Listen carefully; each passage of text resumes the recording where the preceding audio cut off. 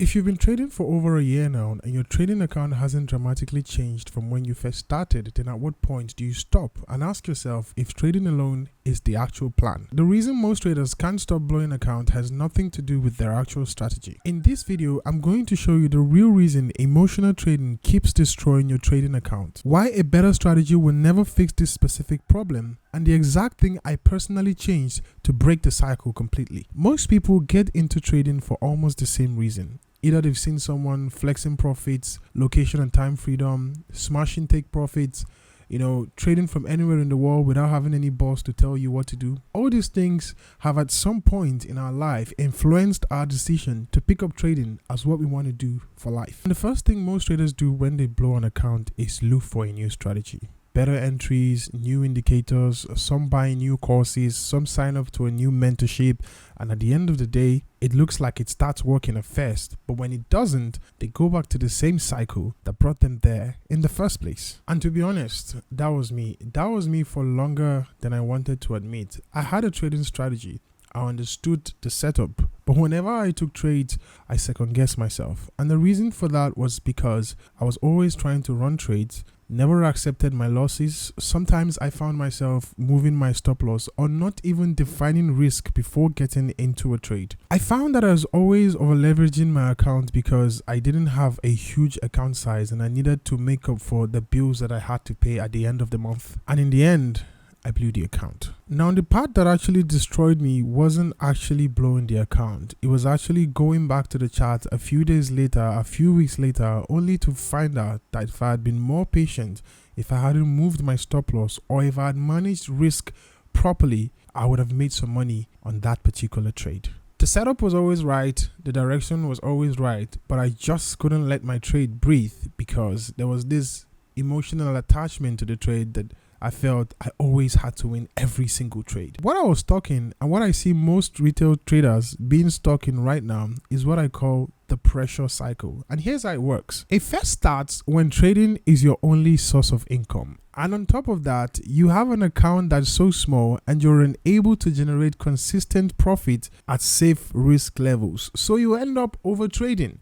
And now the pressure makes you not able to accept risk the way your strategy was built to accept risk. And so you're constantly over trading, moving your stop loss, not accepting risk, not giving trades the opportunity to breathe because you have to be right on every single trade. And at the end of the day, you blow your trading account and now you have to start under more pressure because you didn't just keep losing trades, but you've blown your whole trading capital. Now, this cycle has nothing to do with your trading strategy. You may have the best strategy in the world, but the pressure cycle will continue to destroy your trading account. And that's because it doesn't attack your trading system. It attacks your psychology. So here's the thing I had to accept. My trading strategy wasn't broken. My setup was never the problem. I was simply asking trading to do something that's structurally impossible, which is to generate consistent trading profits